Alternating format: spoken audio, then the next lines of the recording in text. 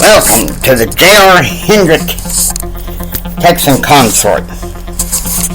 This particular episode is called Choy on Steroids in Espanol. Reading it is Jimmy.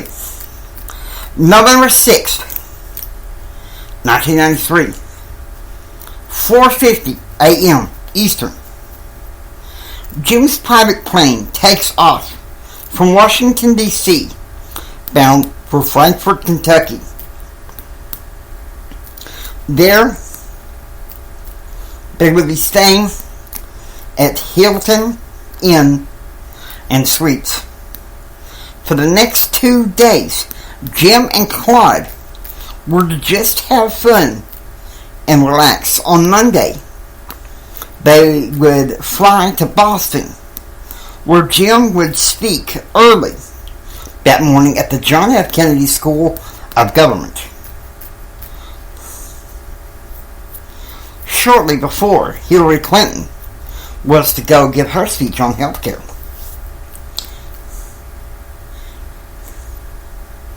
8 a.m. Eastern. As Jim and Claude arrived in Frankfort, Kentucky, and walked toward the Chrysler van,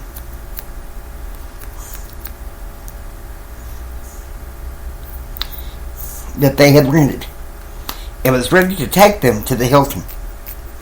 8:42 a.m. Eastern. In the Oval Office, President Clinton is in a phone conversation with EPA Administrator Carol Browner, who wanted to talk about his tough interview by NRS commentator Greg Sanders. Oh, I wouldn't worry about it. Besides, Hillary's on her way to Key West, Florida. She won't be back until tonight late. So, I'm going to make an order for some bok choy, President Clinton said. Have a good time. Well, I just want to thank you for supporting the environment, Mrs. Browner said. Well, that's what I stand for. That's what the American people voted for. This is what they voted for, and this is what they're going to get. We're going to do. What are you going to do about this Hendrick appointment? Mrs. Browner said and asked. Well,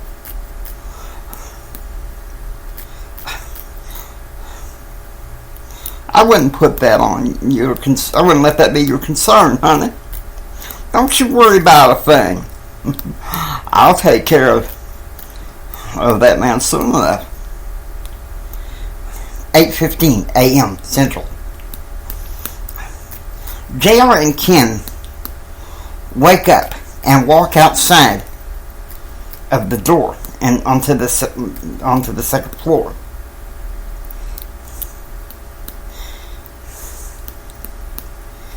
But they found JR's mother, Betsy, in the hallway. Elevator, JR.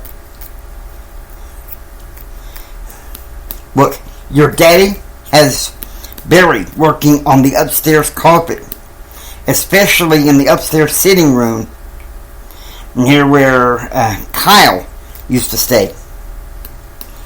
He and Ken go downstairs and have waffles for breakfast. Darren, the Hendrick family chauffeur, said that he would be able to take both of them today for the evening. 9:40 a.m. Eastern. In Frankfort, Jim and Claude are having breakfast. Jim had received a call from Betsy saying that Barry was putting down new carpet upstairs in the ranch, as well as new carpet downstairs in the main living room. 11 a.m. Central. JR and Ken decide to go swimming. And JR tells him a story that George Hooper had told him in Spanish class about his wife being from Finland and alternating between an icy cold pool and sauna in order to have transparent skin and to have a good nap. No way! You're pulling my damn leg, Ken said. Yes way. And that sounds exciting. You won't believe it, man. Try it. Yeah. And that's the fastest way to catch a cold yourself. Man, you're crazy. 1:40 p.m. Eastern. Jim and Claude are swimming in the hotel indoor swimming pool.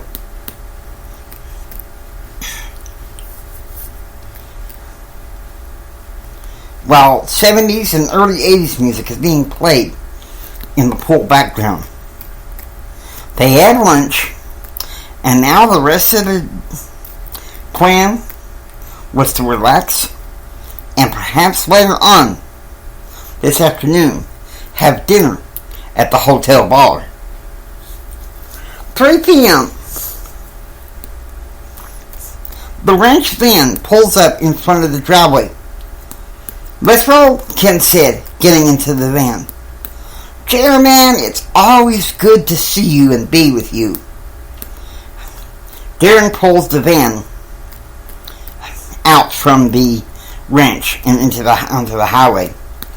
I'll tell you something, JR. I'm sorry, Ken said. You don't have nothing to be sorry about, Kenny, JR said. Would you stop calling me that? Just because you heard some dude say that this past summer in the movie? Look, I was just trying to have fun. You remember it was just before we went on our trip. And Brad was being a pain in the rear. Yeah, well, Karen is being a pain in the rear.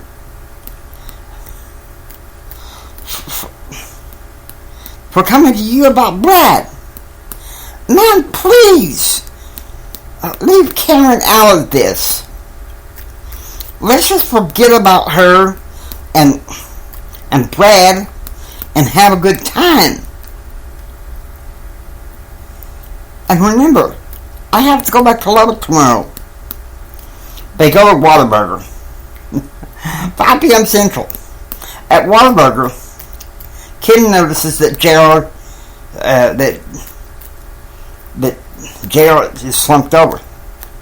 What's wrong, man? My nose is stuffed up. Okay. I've been trying to get you to try a jalapeno burger all summer long. Now, you're going to sit there and eat it so that your nose won't be stuffed anymore. Ken orders the jalapeno burger, and JR, sure enough, ate it. 5 minutes later, his nose started running. 9:30 p.m. Back in the car, JR and Ken continue their conversation. You know, JR, this town is crazy. I hate it, Ken said. Yeah, now you see why I left it, JR said. I graduate in 2 years. And when I'm done, while you're in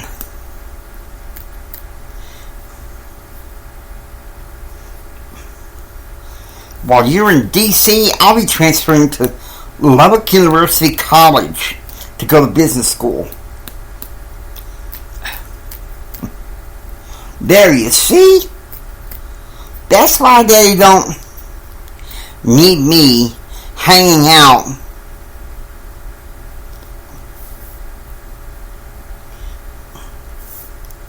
you see, that's why Daddy don't mind me hanging out with you. You're a very good Mormon. That you should give it a try. If you keep going the way that Brad and Karen want you to go, you'll be miserable.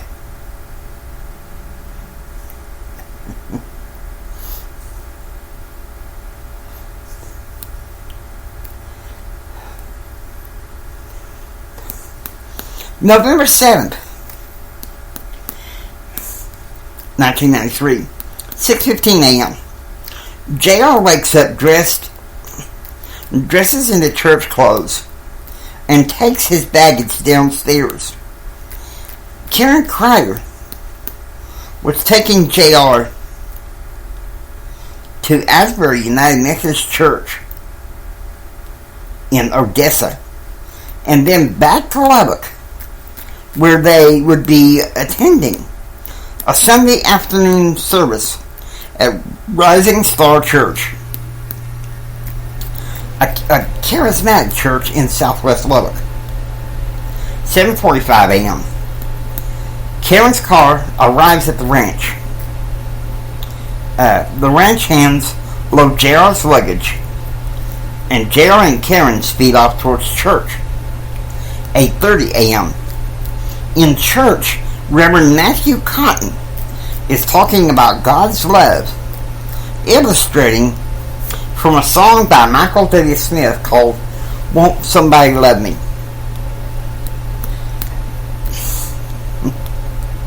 10:15 a.m.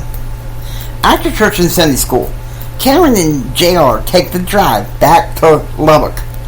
Amy Grant is on the stereo, and they are engaged in tender conversations. 12:15 p.m. JR and Karen, after grabbing a quick bite to eat, stop off at the Rising Star Community Church.